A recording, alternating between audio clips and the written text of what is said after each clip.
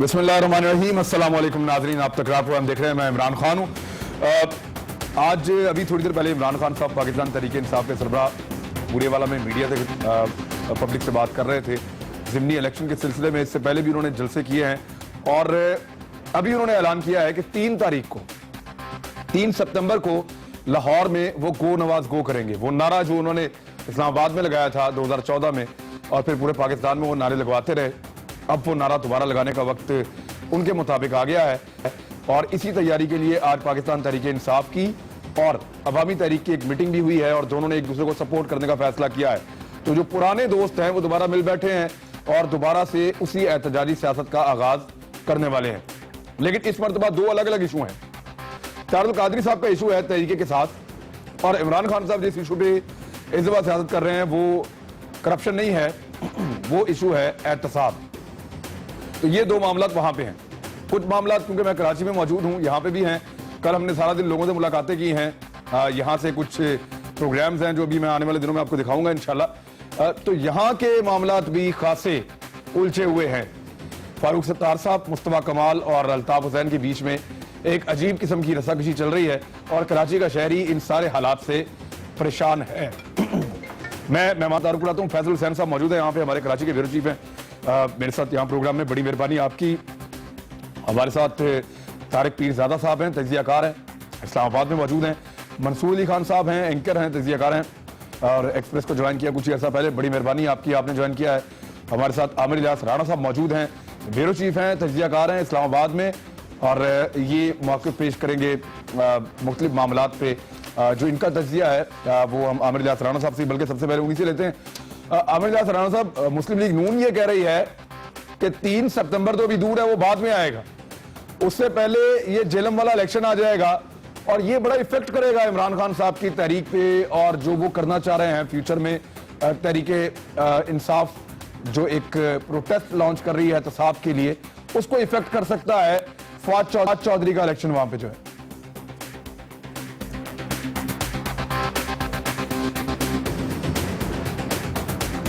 तो बात यह है कि जो कुछ इमरान खान कर रहे हैं, जो पेशावर से खैराबाद, फिर पिंडी से इस्लामाबाद और फिर जो जेहलम में हुआ, मेरा ख्याल है पब्लिक तो वहाँ थी नहीं और ये कुछ छुपी हुई बात नहीं है। अब अगर वो फिर कज़न्स इकट्ठे हो रहे हैं तो मजबूरी भी है और ये पहले से प्लान भी होता है, क्योंकि पहले भी ये तयशुदा था जब धरना हुआ था कि बिल आखिर इकट्ठे होना है और फिर हुए भी मजबूरी में, फिर भागे भी और चले भी गए। अब दोबारा आ रहे हैं।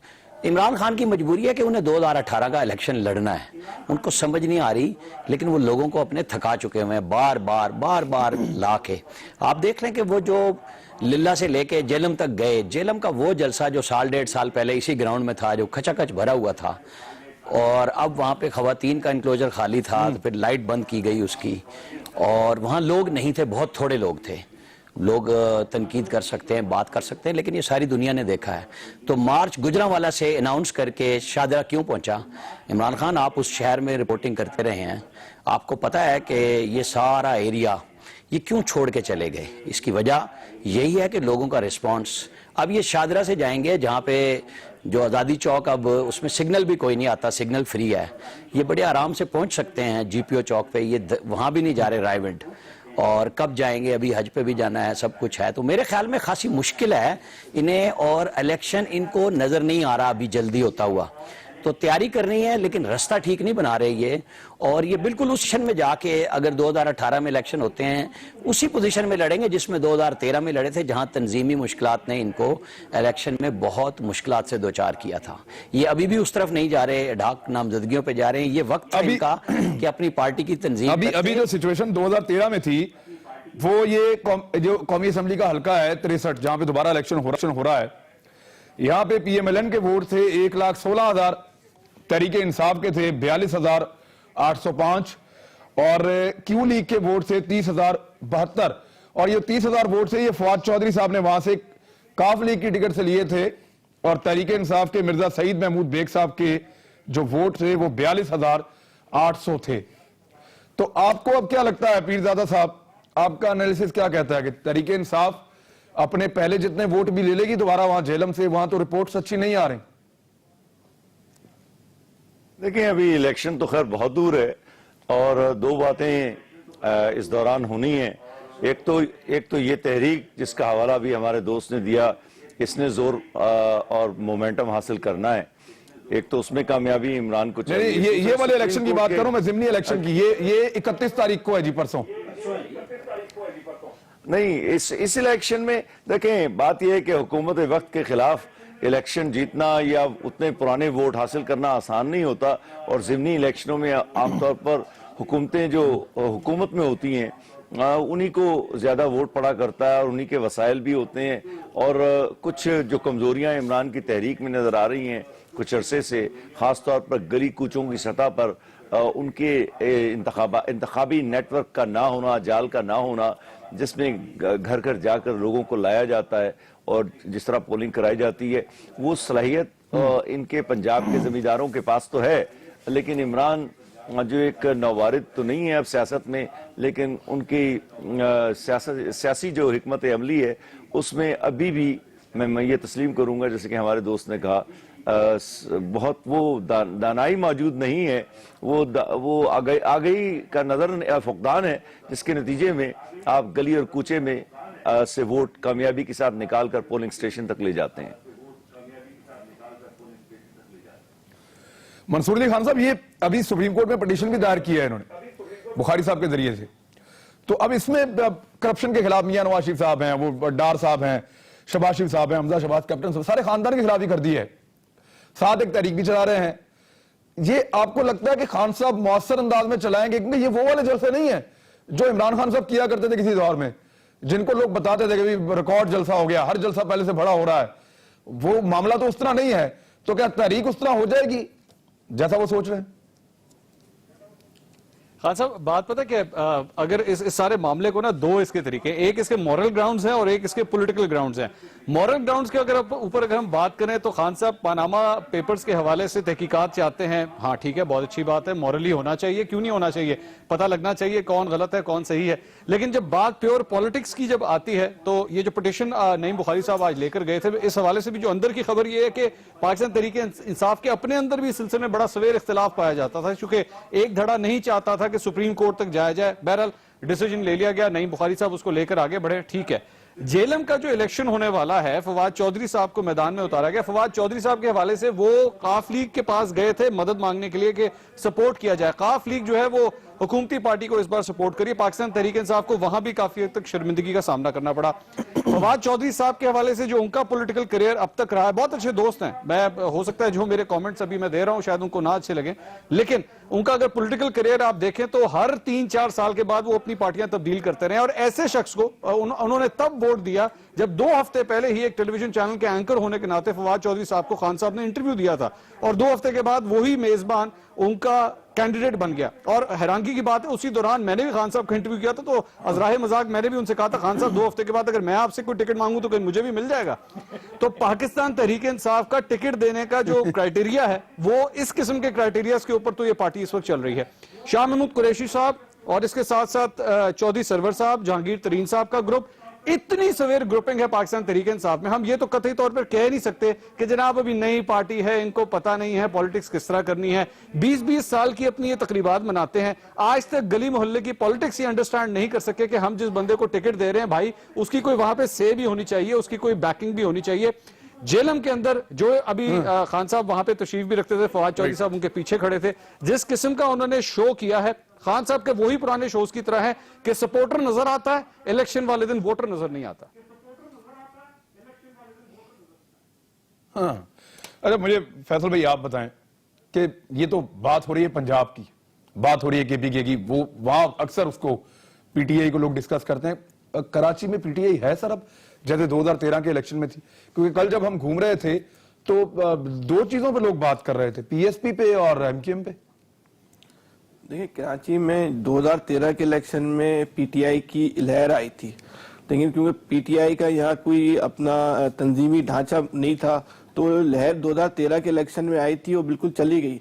उसके बाद जो बल्दियाती इलेक्शन में हुआ है तो उस वक्त पीटीआई जो मीडिया की कैंपेन थी तो उस वक्त तो ऐसा महसूस होता था कि पीटीआई तो शायद हर हल्के में एमकेएम की जमानत जब्त करवा देगी, लेकिन वो पीटीआई जो है मुकम्मल तौर पे मीडिया की हद तक ही जो है वो महदूद रही। अमली तौर पे जो है उसके कोई इंतखाबी नताइज में जो है उसकी कोई कारकर्दगी सामने नहीं आ सकी। वजह क्या है, या बन क्यों नहीं सकते, रीजन क्या है? लेकिन यहाँ तो कराची में तो पीटीआई जो है वो पराडो ग्रुप है कि उन लोगों के हाथ में जो अपने बंगलों से अपनी गाड़ियों से उतरना भी जो है वो अपनी बेइज्जती समझते हैं। दूसरा है कि इन्होंने कभी भी कराची के अंदर जो है अपना वो तंजीमी ढांचा जो है वो स्ट्रॉन्ग करने की कोशिश नहीं करी। कभी भी उन्होंने इस बात की कोशिश नहीं करी कि कराची में जो है तंजीम साजी पे तवज्जो दे। 2013 में जो पीटीआई को जो वोट पड़ा था उस वोट के बारे में भी एक तासुर ये था कि ये वोट जो है वो पीटीआई की मोहब्बत से ज्यादा जो है वो एमकेएम की नफरत का वोट है। वो तकरीबन 8 लाख वोट था जो पीटीआई को जो है कराची में पड़ा था। अब वो कहते हैं वो जो 8 लाख वोट था वो 2018 में जो है वो तोहफे के तौर पे जो है वो पीएसपी को मिल जाएगा। तो ये जो सूरत हाल हुई है तो पीटीआई कहां जाएगी इस शहर में, यानी वो भूल जाए फिर इसको? मतलब पीटीआई जो 2013 के इलेक्शन में पीटीआई के पास तो कोई सियासी कोई कैलकुलेशन भी नहीं होती। 2013 के इलेक्शन में की जो इंतखाबी कैंपेन थी उसमें तो इमरान खान ने इतनी भी जहमत नहीं करी कि वो कराची में आ जाए, जबकि कराची के में जो एमकेएम के मजबूत तरीन जो गढ़ थे वहां पीटीआई ने गैर मामूली वोट लिए। पीटीआई में अजीजाबाद में 30,000 वोट 30,000 वोट अजीजाबाद में लिए पीटीआई ने। कराची में जो पीटीआई की कारकर्दगी थी वो और जो वोटों का जो रिस्पॉन्स था वो पीटीआई की आला क़यादत के लिए भी जो है खुद एक मौजूद से कम नहीं था। लेकिन इनके पास तो कोई सियासी फहम है ना सियासी बसीरत है, इनको तो पता ही नहीं है हवा किस रुख चल रही है। ये तो अवाम की नफ्स से बहुत दूर रहने वाली जमात है, खासतौर पर कराची के अंदर। गलियों मोहल्लों में नीचे स्ट्रक्चर नहीं है पीटीआई का, आप ये कह रहे हैं? वजूद ही नहीं है पीटीआई को जो। तो फिर ऐसे पार्टी चलेगी, ऐसे इलेक्शन जीतेंगे ये? 2018 के इलेक्शन अभी चले मैं अभी एक पार्टी आई है 5 महीने पहले, पाक सरजमीन पार्टी, और एक पार्टी है पीटीआई जो बड़े अरसे से। ज्यादा बेहतर स्ट्रक्चर किसका है सर इस वक्त? अभी देखिए ये पीएसपी में जो लोग आए वो मुत्तहिदा कौमी मूवमेंट, उनकी जो अक्सरियत है मुत्तहिदा कौमी मूवमेंट से आई है। तंजीमी हवाले से जो मुत्तहिदा कौमी मूवमेंट की जो अपनी तरबियत का जो सिलसिला है, जो उनका जो पार्टी नज़्म ज़ब्त है, जिस तरह उनके अंदर बेहतर कौन है, दोनों में से बेहतर कौन है इस वक्त ग्राउंड पे? बेहतर कौन है? मतलब आप मुकाबला नहीं कर सकते। इसको जो पीएसपी ने जितना मजबूत अपना तंजीमी ढांचा कर लिया है वो तो अब उसका तंजीमी ढांचा है वो 35 साल एमकेएम के तंजीमी ढांचे को चैलेंज कर रहा है। अच्छा, तो पीटीआई का तो कोई आप मुकाबला नहीं। पीटीआई का तो ये नहीं आप लोगों को पता है कराची का सदर कौन है। आप इलाकाई अहदेदारों का छोड़ दें, कराची के सेक्रेटरी का किसी को पीटीआई का नहीं पता, तो इलाकाई अहदेदारों का तो आप छोड़ दें। जबकि एमकेएम की जो तो फिर नेशनल लेवल की पार्टी है, वैसे तो नहीं चलेगी। ब्रेक लेते हैं, ब्रेक से वापस मैंने जो कराची का मामला था उन पर भी बात करनी है, लेकिन ये जो मुकदमे वाला मामला है, पिटीशन वाला मामला है सुप्रीम कोर्ट में, ये कहां जाके रुकेगा? और हमजा शहबाज पे भी एक इल्जाम इमरान खान साहब बार बार लगा रहे हैं, उसमें कितनी सदाकत है? ब्रेक के बाद वापस आए।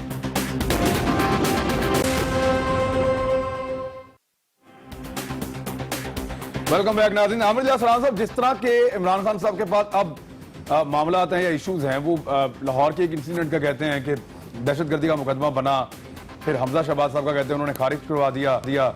उसके बाद फिर दोबारा वही आदमी सुलह के लिए जोर लगाता रहा, जब सुलह नहीं हुई तो उसके बाद फिर वो कत्ल कर दिया गया। जब इस तरह की चीजें वो हाईलाइट करते हैं तो पब्लिक को अपील तो किसी न किसी तरह कर रहे हैं, लेकिन वो हाइप जो उन्होंने पहले बनाई थी वो आपको नहीं लगता अब बनेगी? कोई उसका चांस है या नहीं? वो हाइप भी मेरे ख्याल में बनी बनाई मिली थी, बनाई नहीं थी। आपको बहुत बेहतर पता है उसका कि मीडिया उनको बहुत फ्रेंडली मिलता है, लेकिन मेरी तो ये ख्वाहिश है कि वो सियासत को एक अच्छे अंदाज से पार्टी के अंदर ले आएं और पार्टी को बना लें ताकि 2018 के इलेक्शन में वो भरपूर अंदाज से नून के मुकाबले में खड़ी हो। क्योंकि नून को फिक्र रहती है इमरान खान की, ये नहीं है कि उनको फिक्र नहीं है, लेकिन वो देखते हैं कि जिस तरीके के तजर्बे इमरान खान मुसलसल मुख्तलिफ अंदाज से करते हैं उससे फिर उनकी थोड़ी सी बेफिक्री हो जाती है कि कोई बात नहीं, अगर हम ढीले भी हैं तो कहीं ना कहीं हमें इमरान खान खुद फायदा दे जाएगा। और ये 3-3.25 साल में ये तजर्बा उनका कामयाब रहा है और इमरान खान को उनके साथियों ने कुछ समझ नहीं आने दी। कुछ वो खुद बहुत ऊपर रहते हैं कि उनको समझ नहीं आती कि ग्राउंड रियलिटी में पार्टी सबसे पहले जरूरी है, उसके बाद आप ऊपर रह जाएं, जहां मर्जी रह जाएं, खला में सफर करें या जहां पे भी करें।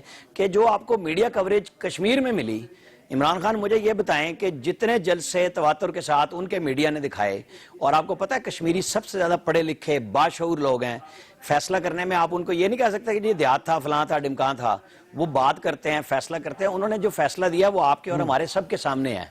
तो ये इनको समझना चाहिए, पनामा में वो कहां जाएंगे। इलेक्शन कमीशन में भी चले गए, वो स्पीकर के पास भी चले गए, वो अब सुप्रीम कोर्ट में भी चले गए, पब्लिक में भी चले गए।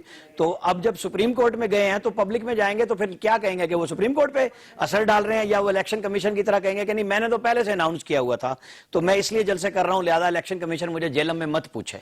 ओके, वहां बात बन गई। तो सुप्रीम कोर्ट में तो आपको किसी ने नहीं रोका था ना कि आप बाद में चले जाते, आप अपने एजिटेशन के बाद जाएं, या वहां जा रहे हैं तो फिर उसका एहतराम करें, उस पर ट्रस्ट करें और वेट करें कि वहां पे आपके वकला जो दानिशमंदी के फूल बखेरने जा रहे हैं, जो आईनी सुकम उन्होंने देखे हैं, वो बताएंगे, वो पूछेंगे। जमात इस्लामी ने भी एक केस किया, उस पर जो एतराजात लगे हैं वो इनके वकला ने जरूर देखे होंगे। नईम बुखारी बड़े पुराने सियासत के, वकालत के, टीवी के खिलाड़ी हैं, वो केस लड़ने गए हैं हामिद अली खान के से हट के। तो अब जब इमरान खान इन सब चीजों को देख रहे हैं तो वो कहीं नजर आ रहा है कि वो बेचैनी मौजूद है, उनको फैसले में ये समझ नहीं आ रही कि मुझे किस रुख की तरफ जाना चाहिए। उनकी टीम के अंदर जो लड़ाई है वो लाहौर के अंदर भी शुरू है, वहां सदारत की लड़ाई अनाउंसमेंट से पहले शुरू हो गई। अब आगे वो क्या करेंगे, चौधरी सरवर, शाह महमूद कुरैशी, क्या वो पार्टी को संभाल लेंगे कि इलेक्शन में पहले भी उनके ऊपर, इनके लोगों पे, इनके साथ फिरने वालों ने इल्जाम लगाए कि पार्टी के टिकट बिके हैं। अब जो बात आप कह रहे हैं कि ये हमजा शहबाज पे है, तो ये केस जाना चाहिए कोर्ट में। ये सिर्फ सियासत में क्यों इस्तेमाल होता है, जलसे में आके उसको इनके वकला परसू करें। लाहौर में लोगों ने वोट दिया, जिस तरह कराची में ये छोड़ के अल्ताफ हुसैन के साथ इन्होंने खामोश मुफाहमत की और अपने वोटर को मायूस किया और उसे पीछे छोड़ दिया। लाहौर के अंदर ये बैठते क्यों नहीं, ये पिंडी के हलके में नहीं बैठते जहां से ये इलेक्टेड एमएनए हैं। ये कभी तो विजिट करें, देखें वहां उस हलके में पुरसाने हाल क्या है लोगों का, लाहौर में जिन्होंने वोट दिए उनके साथ क्या हो रहा है। तो ये फिर दादरसी कराएं, इनके वकला कराएं ना। ये सिर्फ जलसे में आके क्यों एकदम कहते हैं कि जी ये मैं नया इंकशाफ कर रहा हूं। इंकशाफात बहुत लोगों ने सुन लिए, लोग चाहते हैं कि ये बामकसद तामीरी लोगों के लिए काम करें और अपोजिशन का किरदार पार्लियामेंट के अंदर भी उसी तरह निभाएं जिस तरह ये सड़कों पे निभा रहे हैं। लोगों की जरूरत है कि एक पार्टी नून के मुकाबले में खड़े, लेकिन जिस तरीके से ये आ रहे हैं तो उसमें तो इनको कोई फायदा नहीं हो रहा और मुझे मुस्तकबिल में भी इनकी आज की पॉलिसी को देखते हुए कोई फायदा नजर नहीं। आप ये कह रहे हैं ये किन किन फोरम्स में जाएंगे, किन किन जगहों पे जाकर ये बात करेंगे, तो अब वो जो फोरम्स हैं वो खुद से एक्टिव नहीं होंगे सर, तो फिर कोई ना कोई जाके वहां शिकायत लगाएगी। क्यों नहीं पनामा के बाद ऑटोमेटिकली नैब आपकी हरकत में आती है और लोगों को नोटिस करके बुलाती है? क्यों नहीं बाकी इदारे जो हैं वो खुद ब खुद हरकत में आके चीजों को खुद क्यों नहीं करते? उनको हिलाना क्यों पड़ता है, हमेशा जगाना क्यों पड़ता है? ये पीरजादा साहब, ये तो फिर इदारों का काम था। जो पॉलिटिकल पार्टीज अब उसके लिए जोर लगा रही हैं, दुनिया में कहीं भी इस तरह के इल्जाम आते हैं कि इदारे खुद ही इंक्वायरी कर लेंगे। इमरान, जहां तक पाकिस्तान के इदारों का ताल्लुक है वो तो मुकम्मल तौर पर नाकाम है, गैर मौसर है, लिहाजा उनके ऊपर, उनकी तरफ देखना तो बहुत ही गैर दानिशमंदी की बात होगी। दूसरी बात है कि ये जो सुप्रीम कोर्ट जाने वाला मामला है, मैंने आपके पिछले प्रोग्राम में भी बात कही थी कि असल में नवाज शरीफ को वाकयातन अगर किसी तरफ से खतरा है सही मानों में, और बहुत बड़ा खतरा है, वो उन मुकदमात से है जिसमें सिर्फ इमरान ही शामिल नहीं है, इसमें चीफ जस्टिस भी जाने वाला है और पार्टीज की पिटिशंस भी आ गई हैं कि ये जो पनामा लीक का मसला है इसमें पाकिस्तान के अवाम की तो दिलचस्पी कम है, क्योंकि पाकिस्तान के अवाम, मुझे अफसोस से कहना पड़ता है, मैं तनकीद किए बगैर बाज नहीं आ सकता, कि उन्हें शायद करप्ट सियासतदान भी बाज औकात पसंद आ जाते हैं, तो उसको मैं एक तरफ छोड़ देता हूं। ये पनामा लीक इतना बड़ा मसला है कि अगर आप इसको छोड़ देते हैं तो इसका मतलब यह है कि पाकिस्तान को करप्शन की सियासत के जरिए कामयाबी से और किसी नुकसान और खतरे के बगैर कोई भी पार्टी चला सकती है। तो इमरान ने इशू तो बहुत बड़ा हाथ में लिया है और सही फैसला किया है सुप्रीम कोर्ट जाने का। अब मसला यह है कि क्या सुप्रीम कोर्ट, मैंने ये बात पिछली बार भी कही थी, दोहरा देता हूं जरा इजाफे के साथ, सुप्रीम कोर्ट को देखना यह है कि क्या जमहूरियत करप्शन के सहारे ही चलेगी या अदारे, जिसका मतलब है सुप्रीम कोर्ट ऑफ पाकिस्तान, उसने कोई बिलाखिर फैसला भी करना है। इतनी जबरदस्त दस्तावेजी सबूतों के साथ जो कि पनामा लीक की दस्तावेजात में शामिल हैं और एक एक दिन के वाकयात और मनी की ट्रांसफर के जो मामलात हैं वो सामने हैं। मैं समझता हूं कि अनवर ज़हीर जमाली की अदालत को ये 1000 मरतबा सोचना पड़ेगा इस इन पिटिशनों को खारिज करने से पहले कि इसके नताइज क्या निकलेंगे मुल्क के लिए। सर, मुझे क्विकली छोटी सी एक चीज बता दें, मैं ब्रेक में, तहरीके के साथ खतरनाक होगी हुकूमत के लिए या तहरीके एहतसाब। एहतसाब जो जोर पकड़ेगी, अगर इमरान अपनी तहरीक को पूरी कुव्वत के साथ आगे लेकर जाते हैं तो थोड़ा सा वक्त उसको लगेगा, लेकिन यह है कि तहरीकें याद रखने की बात है, बार बार जान नहीं पकड़ती, बार बार गलतियों की मुतहम्मिल नहीं हो सकती। इमरान को बड़ी एहतियात और बड़ी तवानाई के साथ आगे चलना चाहिए, वरना तहरीक को कामयाब बनाना आसान नहीं है। ठीक है जी, ब्रेक ले लेता हूं। कराची के मामला पे मैंने बात करनी है, फैसल हुसैन साहब से बात करेंगे, यही बात करेंगे मंसूर अली खान साहब से भी। कराची वापस जब आएंगे तो कराची के टॉपिक पे बात करेंगे। हमारे साथ ही रहिए, एक ब्रेक लें, वापस आए। वेलकम बैक नाज़रीन। मंसूर अली खान साहब, ये एक मुतालबा पाकिस्तान तहरीक इंसाफ की जानिब से अली जैदी साहब ने आर्मी चीफ को लेटर लिख दिया कि एमकेएम जो है वो खत्म हो जाए, उस पर पाबंदी लगनी चाहिए। अभी पीएसपी वाले हैं, वो भी ये मुतालबा कर रहे हैं। एमकेएम की तंजीमी कमेटी का इस वक्त इजलास चल रहा है पाकिस्तान वाली का, वो चाह रहे हैं कि यहाँ पे एक नई तंजीम बने और वो पार्टी बेहतर हो। अब वो देखना, ये फैसला भी बताएंगे थोड़ी देर में कि ऐसा मुमकिन है या नहीं। लेकिन मंसूर अली खान साहब, एक पॉलिटिकल पार्टी पे पाबंदी का मुतालबा, आपको क्या लगता है, ये उस पार्टी को जिंदा करने के लिए है या खत्म करने के लिए है? अच्छा, अली जैदी साहब जो है वही पाकिस्तान तहरीक इंसाफ के बारे में जो हम पहले बात कर रहे थे, हम बात उसको पंजाब के हवाले से, खैबर पख्तूनख्वा के हवाले से कर रहे थे, लेकिन कराची की सियासत के हवाले से भी आप देखें तो वहां पे भी इतनी सवेर इनकी फ्रैक्चरिंग है आपस में, इतने आपस में ग्रुप्स बने हुए हैं पाकिस्तान तहरीक इंसाफ के। मैं अब आपको बताता हूं कि अली जैदी साहब के अपने बड़े सवेर इख्तलाफात हैं। इमरान इस्माइल साहब हों, फैसल वाडा साहब हों, आरिफ अलवी साहब हों, उनके आपस में बड़े इख्तलाफात हैं। वो यहां तक कि एक दूसरे की इतनी बुराइयां करते हैं जो पीछे बैठते हैं। इमरान इस्माइल साहब ने अभी 2 दिन पहले मीडिया से बातचीत करते हुए खुद ये बात की है कि हम मुत्तहिदा कौमी मूवमेंट पे पाबंदी का कोई मुतालबा नहीं करते, किसी किस्म की पाबंदी नहीं लगनी चाहिए। वो अफराद जो जराइम पेशा हैं, मिलिटेंट विंग से जिनका ताल्लुक है या वो इंस्ट्रक्शंस देते रहे हैं, उनके ऊपर पाबंदी होनी चाहिए, उनके ऊपर कानूनी कार्रवाई होनी चाहिए। अली जैदी साहब अब ये इस किस्म की डिमांड कर रहे हैं। अच्छा, दूसरी बात यह है कि अली जैदी साहब की अपनी कितनी स्ट्रॉन्ग रूट्स हैं कराची शहर के अंदर या पाकिस्तान तहरीक इंसाफ के अंदर। वो काउंसलर का इलेक्शन तक नहीं जीत सके, ये उनकी स्टैंडिंग है। तो मेरे ख्याल में उनकी बात को कितना को सीरियसली लिया जा सकता है, वो एक और डिबेट है। दूसरी बड़ी इंपॉर्टेंट बात यह है कि पाकिस्तान तहरीक इंसाफ को इस बात का पता है कि मुत्तहिदा कौमी मूवमेंट के खिलाफ जो कुछ भी इस वक्त हो रहा है, दफ्तर उनके जो मसवार किए जा रहे हैं, गिराए जा रहे हैं, गैर कानूनी है, कानूनी है, दैट्स अ डिफरेंट डिबेट। लेकिन ये जो कुछ भी किया जा रहा है, इसका एंड रिजल्ट ये होगा, और मुत्तहिदा कौमी मूवमेंट को भी इस बात का पता है कि इसका एंड रिजल्ट ये होगा कि हमारे हाथ में आएगा विक्टिम कार्ड।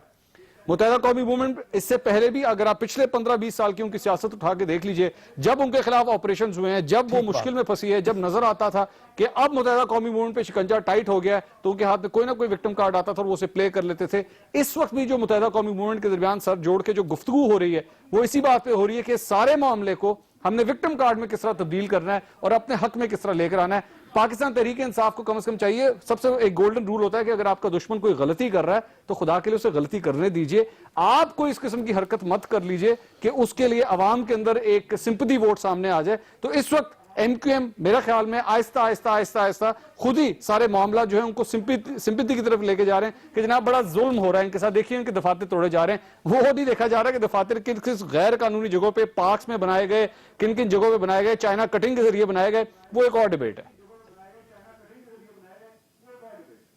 ठीक है, मैं फैसल भाई ये मुझे बताएं कि ये जो डीजी रेंजर साहब का भी यार स्टेटमेंट है कि ये सारा मनसूबाबंदी के तहत हुआ था, 22 अगस्त वाले इंसिडेंट को वो कह रहे हैं, उसमें कुछ इंफॉर्मेशन शेयर की है सर आपके साथ, कुछ चीजें आपको पता चली कि वाकई ये सारी मनसूबाबंदी थी? और दूसरा, एमक्यूएम पर पाबंदी, सर ये मुतालबा आपको लगता है ठीक है दोनों पार्टी जो कर रही हैं?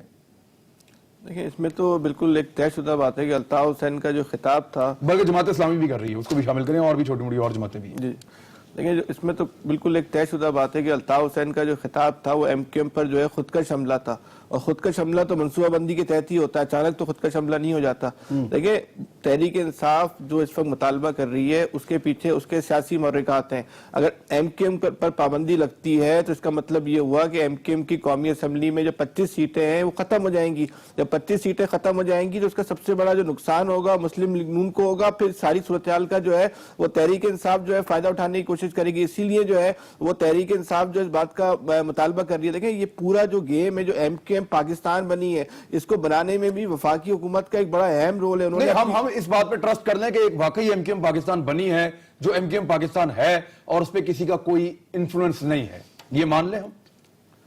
क्योंकि आप तो यहाँ पे कराची ने जो प्रेस कॉन्फ्रेंस करी है, उस आखिरी जो प्रेस कॉन्फ्रेंस करी उसमें उन्होंने अल्ताफ हुसैन से ज़ाहिर ला ताल्लुक किया और अल्ताफ हुसैन की नहीं अल्ताफ भाई की जगह अल्ताफ साहब इसका लफ्ज़ इस्तेमाल किया। तो ये फारूक सत्तार वो आदमी है जो एमकेएम में मुस्तफ़ा कमाल से ज्यादा सीनियर है। जितनी नफ्सियात फारूक सत्तार की इस वक्त जो है अल्ताफ हुसैन की नफ्सियात की फारूक सत्तार समझते हैं, शायद ही कोई नहीं समझता होगा। वो इस वक्त सबसे ज्यादा ये कहा जाए कि इस वक्त सबसे ज्यादा मुश्किल मरहले में एक बहुत ही एक बारीक धारी वाले पुल पे अगर कोई सफर कर रहा है इस वक्त तो डॉक्टर फारूक सत्तार वो सफर कर रहे हैं। आपने लेटर हेड से भी उनका नाम निकाल दिया। ये अल्ताफ हुसैन की नफ्सियात के बहुत ज्यादा खिलाफ है। इस वक्त जो सूरत हाल है, 23 अगस्त से पहले अल्ताफ हुसैन ने अपना असल मोर्चा मुस्तफ़ा कमाल के खिलाफ लगाया हुआ था, लेकिन इस वक्त तो मुस्तफ़ा कमाल उनके लिए सानवी मामला हो गया। अल्ताफ हुसैन एमकेएम के तख्लीकार है, वो खालिक है एमकेएम के। वो एमकेएम के आईन में बाकायदा चैप्टर है अल्ताफ हुसैन के लिए पूरा, बिल्कुल चैप्टर, जिसमें बानी कायद के तौर पे उनके इख्तियारात हैं। आज आपने से खबरें पढ़ी होंगी कि वो एक इलेक्शन कमीशन में वो जो आइन में भी तरमीम की जा रही है, चैप्टर से अल्ताफ हुसैन का नाम निकाला जा रहा है। यानी कि जो जमात का खालिक है उस खालिक का नाम जो है उस आइन से निकाला जा रहा है। ये अल्ताफ हुसैन बर्दाश्त नहीं कर सकते। अल्ताफ हुसैन ने भी अपने पत्ते संभाल के रखे हुए। डॉक्टर फारूक सत्तार को भी इस बात का बाखूबी अंदाजा है कि अल्ताफ हुसैन की तरफ से रिएक्शन आएगा। इस वक्त लोगों को 93 में 93 में आदिल शफीक ग्रुप आपको याद होगा जो गुलशन इकबाल ने बना था, जिसको अजीम तारिक जिसकी सरबराही कर रहे थे। वो तो 2-3 मेन लोग तो कत्ल हो गए थे बाद में। जी हाँ बिल्कुल। तो अब ये उस वक्त उस ग्रुप में फारूक सत्तार भी शामिल थे। उसके बाद जो है वो जाके दोबारा जो अल्ताफ हुसैन ने राब्ता कमेटी बनाई थी, उसमें इश्तियाक अज़हर और दीगर जो बुजुर्ग लोगों को बिठाया था, वहां जाके फिर 90 पे फारूक सत्तार भी जाके बैठे थे। इस वक्त जो मोर्चा लग गया है वो 3 जमातें आपस में कराची में जो है ना आपस में दस्तू गिराबा मुतसादिम हुई हुई है। तहरीक मुस्तफ़ा का PSP, एमकेएम पाकिस्तान और अल्ताफ हुसैन। मैंने कल एक चीज नोट की है और आज भी कि इस सारी लड़ाई में जो 3 पॉलिटिकल पार्टीज की आवाम मुतनफ़र है इस लड़ाई से, वो इसके अंदर हिस्सा लेने नहीं चाहती है। लोग बिल्कुल मुतनफ़र हैं। मैं आमिर इलियास राणा साहब एक बात बताएं कि कुछ पत्ते अल्ताफ हुसैन के हाथ में भी इशारा फैसल साहब भी दे रहे हैं। आपके ख्याल में कौन से पत्ते हो सकते हैं अल्ताफ हुसैन के पास? वो अब मैक्सिमम वहां से क्या कोई कार्रवाई हो सकती है, किया क्या जा सकता है, वो क्या कर सकते हैं? इशू ये है कि उसके पास जो भी पत्ते हैं आप अपने तो कार्ड ठीक खेल लेना। तो सबसे पहली बात तो यही है कि पहले कराची के लोग हैं जो रेलिवेंट हैं और उन्होंने जिंदगी का सबूत दिया कि अल्ताफ हुसैन की थ्रेट सबके बावजूद वो सुबह सुबह कारोबार पे निकले, क्योंकि जो सिक्योरिटी एजेंसीज तहफ़्फ़ुज़ फराहम कर रही थी वो सब उसके नतीजे में था कि अगर लोग आते, जब लोग आ गए हैं 90 से लेके और हर जगह से, तो सबसे पहले उन लोगों को थपकी दी जानी चाहिए। और वो थपकी इस सूरत में है कि उनकी जो असबियत है उसके खिलाफ काम नहीं होना चाहिए, कि महाजिरों को बतौर कौम रगड़ा वहां नहीं मिलना चाहिए। जो अल्ताफ हुसैन और इस किस्म के गद्दार लोग हैं उनके खिलाफ प्रॉपर केसेस होनी चाहिए। जैसे 90 का फारूक सत्तार मुतालबा कर रहे हैं, तो 90 मलकियत अगर अल्ताफ हुसैन की है तो उसको गद्दार वतन के हिसाब से कानूनी तकाजे पूरे करते हुए सील रहना चाहिए। सियासी जमात का वो दफ्तर कहीं पे भी बना सकते हैं अपना, वो किसी की मलकियत पे जाके दावा नहीं कर सकते अगर 90 अल्ताफ हुसैन के नाम पे आज भी मौजूद है। दूसरी बात यह है कि सियासी तौर पर आपको एमकेएम को रास्ता देना होगा कि वो खड़ी रहे और वहां पे अगर वो बचते हैं तो बच जाएंगे। दूसरी जमातें अपना काम करके दिखाएं, उनको आप सियासी तौर पे शहर के अंदर काम करने का मौका दें, उन्हें मत रोकें, लेकिन जो उनका क्रिमिनल एलिमेंट है उसको बिल्कुल पनपने ना दें, उसको रास्ता मत दें। उनके खिलाफ केसेस होने चाहिए, वो कोर्ट ऑफ लॉ में जाने चाहिए, क्योंकि जज्बाती लहर नहीं चलती यहाँ पे। अब आपको तखसीस करनी होगी कि मुजरिम कौन है, क्रिमिनल कौन है। अल्ताफ हुसैन के इस मामले के बाद अपनी लाइन जो है वो बड़ी स्ट्रेट रखनी पड़ेगी इस मामले में और एक्शन भी लेना पड़ेगा। सर ये आप वहां हैं इस्लामाबाद में, इनकी क्या प्लानिंग है?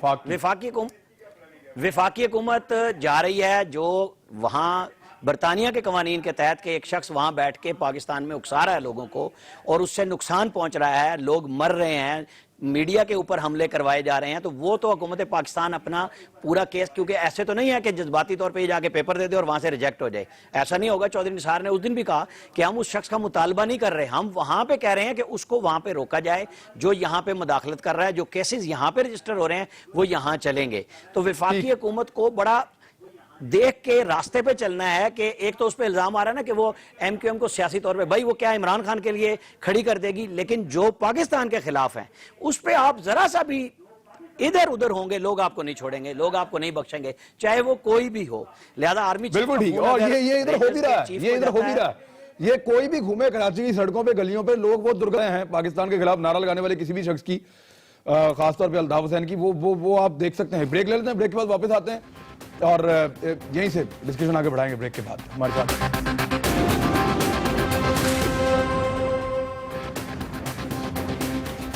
वेलकम बैक नाजरीन। जी पीरजादा साहब, आपको लगता है कि अब ये वो पॉलिटिक्स तो चल रही है, वो अभी आमिर इलियास राणा साहब की आप बात सुन रहे थे, बाकी मेहमानों की आपने सुनी है कि वहाँ पे पीएसपी भी है, वहाँ पे तहरीक इंसाफ भी जोर लगाती है, फारूक सत्तार साहब अपनी एक कोशिश कर रहे हैं, और अब ये आहिस्ता आहिस्ता स्टैब्लिश हो रहा है कि फारूक सत्तार के और अल्ताफ हुसैन के दरमियान भी राब्ते कम हुए हैं और फासले बढ़े हैं। तो आपके ख्याल में अल्ताफ हुसैन का फिर माइनस करते हैं सर, कराची की सियासत में से आइंदा कोई रोल नहीं होगा? देखिए, मैंने जिस दिन से ये झगड़ा शुरू हुआ है, शायद कैपिटल टीवी की बात है, मैंने ये कहा था और मैं उस पर कायम हूं कि अब पाकिस्तान की सियासत से अल्ताफ हुसैन खारिज हो चुका है और तमाम वक्तों के लिए खारिज हो चुका है। उसके पास अमली तौर पर यहाँ पर किसी किस्म की शिरकत करने की कोई गुंजाइश नहीं है। ये तकरीरें, ये इंटरनेट के ऊपर दो चार बयानात, या अमेरिका में किसी ग्रोह के सामने चंद अल्फाज का अदा कर देना, पाकिस्तान को गाली देना, इससे आगे उनकी सियासत नहीं जा सकती। फर्ज करें कि वो अपनी पार्टी के मजीद कुछ लोगों को वहां से कोई प्रेस रिलीज जारी करके, जैसे कि हमारे दोस्त मंसूर अली खान अपने गुफ्तगू में भी ऑफ द रिकॉर्ड वैसे बात कर रहे थे, तो चलिए ये सब बातें भी हो जाती हैं। देखना यह है कि वो अपने आप को दोबारा पाकिस्तान को मुर्दाबाद कहने के बाद जिंदा कैसे कर सकता है। यहां पर जमीन पर लोग चाहिए हैं जो उसकी बात को हलकों में, गलियों में, सेक्टरों में दोबारा लोगों के दिलों में लेकर जाएं। अब वो मामला बदल चुका है। अल्ताफ हुसैन, मुझे तो कोई बंदा नहीं मिला, हमें तो नहीं मिला कोई ऐसा बंदा। इस कदर देखे ना, मैं वो बात कर रहा हूं जो तासुर की है पूरे मुल्क में, और ये कराची से में भी यही तासुर है। चुनांचे आप कुछ भी कर लें, इमरान उसकी अल्ताफ की सियासी मौत तो वाकई हो चुकी है।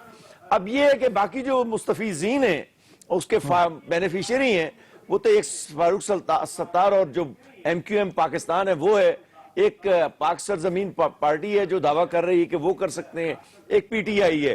पीटीआई का कराची में जो इत्तेफाक से एक लहर के जरिए एक मौजे सभा जो चली थी उनके हक में, वो उसका उनको फायदा पहुंचा, उसका वक्त गुजर चुका है। कराची में कराची वालों ही की नुमाइंदगी होगी, और मैं ये बात कहूंगा कि आप खामखा फारूक सत्तार पर शुबा मत करें। देखें फारूक, मैं आपको इस तरह मिसाल देता हूं, अमेरिका में 170,000 से ज्यादा लोग नेशनल सिक्योरिटी एडमिनिस्ट्रेशन में बैठे हुए दुनिया में टेलीफोन इंटरसेप्ट कर रहे होते हैं। उनका तो स्पेक्ट्रम कैनवस बहुत वसी है। यहाँ पर भी 10-20 हजार इंटेलिजेंस एजेंसियों के लोग बैठे हुए पाकिस्तान में अहम लोगों की गुफ्तगुएं और टेलीफोन इंटरसेप्ट कर रहे होते हैं। ये नामुमकिन है कि फारूक सत्तार को चालबाजी करे और उसका पता ना लग सके इंटेलिजेंस एजेंसीज को, पाकिस्तान के मीडिया को और दूसरे लोगों को। लिहाजा आप थोड़ा सा जो स्पेस वो मांग रहा है फारूक सत्तार, उसको दें। वो नहीं चाहता कि एकदम अल्ताफ को मां बहन की मंसूर अली खान साहब, ये एक बात कहा फारूक सत्तार साहब ने, कहा है, दावा किया है कि लोग अब वापस आएंगे, पहिया उल्टा घूमेगा। वो कोई क्या गिरफ्तारी के बाद से वो ऐसी ऐसी तगड़ी बातें कर रहे हैं, आपको क्या लगता है कि इनके भी मामला जिस तरह पीएसपी के पहले मशकूक हुआ करते थे, इनके भी हो गए? जो है वो बाज़-औक़ात बहुत ज्यादा रिजायत की बातें करते हैं, तो मैं इस किस्म के बयानात पर तवज्जो नहीं ज्यादा देना चाहता। मैं सिर्फ इस बात पर आ रहा हूं कि कराची के लोगों को अपनी एक नुमाइंदा जमात चाहिए है, और इस वक्त जब तक के इलेक्शन नहीं हो जाते, मंसूर अली खान से मैं चाहता हूं इस पे आप इस पे अपना मौक़िफ़ दे दें। देखिए, मैं आपको छोटा सा एक वाकया आपके साथ शेयर करता हूं। 3 लोग थे फारूक सत्तार साहब जिनके साथ बैठ के उन्होंने प्रेस कॉन्फ्रेंस की थी, उस दिन नसरीन जलील साहबा बैठी थी, ख्वाजा इजहारुल हसन साहब बैठे थे, थोड़ी देर के बाद आमिर लियाकत साहब भी वहां पे आ गए थे। इनमें से एक शख्स के साथ मैं बैठा हुआ था, मैं नाम इसलिए नहीं ले सकता क्योंकि ऑफ द रिकॉर्ड बात हो रही थी, मेरे ख्याल में एथिकल नहीं लगता, तो उनसे मैंने एक दिन मसले पे बात हो रही थी पानी चोरी के हवाले से, हाइड्रेंट से जो पानी चोरी होते हैं, उनका हल्का था। मैंने कहा आपके हल्के के अंदर हाइड्रेंट्स है, वहां से पानी चोरी होता है, आप जाते क्यों नहीं वहां पे, जाएं, जाके वहां पे एक स्टेप लें। आप एमक्यूएम के इतना स्ट्रॉन्ग नेटवर्क है, आपको पता है उनका जवाब आगे से क्या था? उनका जवाब ये था वहां का जो सेक्टर इंचार्ज है वो मुझे अंदर नहीं आने देता। ये जवाब दिया था उन्होंने आगे से कि मेरा अपनी पार्टी का सेक्टर इंचार्ज, मैं उस इलाके का एमपीए हूं, वो मुझे उस इलाके में आने नहीं देता। तो एमक्यूएम के अंदर इस बात को अंडरस्टैंड कीजिए कि दो मुख्तलिफ धारे हैं, एक उसका पॉलिटिकल धारा है, एक उसका मिलिटेंट विंग का धारा है, और वो मिलिटेंट विंग का धारा बार बार टूटता रहा है, बार बार असेंबल होता रहा है, और अभी भी इस वक्त मौजूद है। लंदन से आप रेंजर्स की उस प्रेस रिलीज को जरा याद रखिए, ये मिलिटेंट विंग का धारा है, ये डील हो गया पूरी तरह से कराची में। देखिए, इसमें सिर्फ ये कहना है कि कराची में जो मिलिट्री विंग जो ये अस्करी दहशतगर्दी एमक्यूएम कर रही है, ये थोड़ी सी ज्यादती होगी। यहाँ तमाम बाकी लोगों के पास है। अगर आपने टैकल हो गया आपके ख्याल में, पॉलिटिकल पार्टीज के अस्करी विंग टैकल हो गए हैं? नहीं, देखिए वो लड़के गए कहाँ? अगर ये कहा जाता है कि एमक्यूएम का हमने अस्करी विंग खत्म कर दिया, तो वो लड़के कहाँ गए? एक बात। दूसरी बात ये कि अगर आपने खाली एमक्यूएम का अस्करी विंग खत्म कर दिया और दीगर जमातों का अस्करी विंग खत्म नहीं किए, तो फिर ये जो उर्दू बोलने वाली कम्युनिटी है, फिर इनकी हिफाजत के लिए तो फिर नए अस्करी विंग पैदा हो जाएंगे। इस शहर के बाद जमीनी हकायक है, उनसे आप आंखें बंद नहीं कर सकते। इस शहर में बड़ा अहम सवाल आपने उठाया, बहुत अहम सवाल है कि वो अगर तो वाकई अस्करी खत्म हो गए हैं, तो वो लड़के सारे कहाँ गए? वो बहुत बड़ी तादाद में अगर थे, मुख्तलिफ पॉलिटिकल पार्टीज के, तो वो सामने लाके खड़े करके उनके केसेस चला के उनको सजाएं क्यों नहीं दिलवाई गई? इसकी बहुत कम मिसाल मिलती है। अब तक के लिए इतना ही, कल नए प्रोग्राम के साथ हाजिर होंगे। अपना ख्याल रखिएगा। अल्लाह हाफिज।